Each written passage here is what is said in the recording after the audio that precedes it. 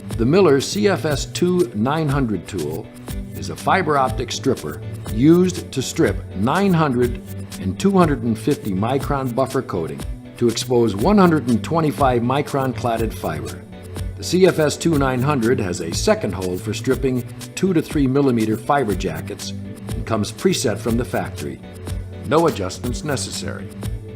All stripping surfaces on the CFS-2 900 are manufactured to precise tolerances to assure a clean, smooth strip that will not scratch or nick glass fiber.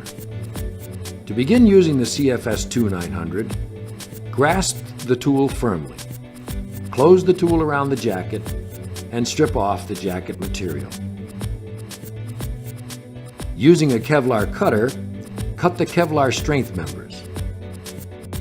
Ripley offers a variety of Miller Kevlar cutters such as the FOKC, KS1, 86.5 SF, and KC699, all of which will provide a positive cutting action of the Kevlar fibers in all fiber optic cables. Once the jacket is removed in the Kevlar cut, insert the fiber into the small notch, closing the tool perpendicular onto the fiber. Close completely, but there is no need to over-squeeze the handles. Draw the tool toward the end of the fiber, exerting steady pressure.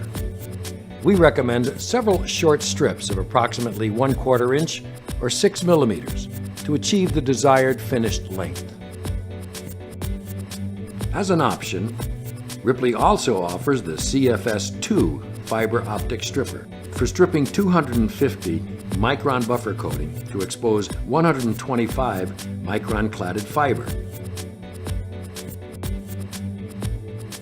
The Miller CFS-2 and CFS-2 900 fiber optic strippers provide an ergonomic and accurate way to effectively strip various buffer coatings to get the job done efficiently and with the utmost precision.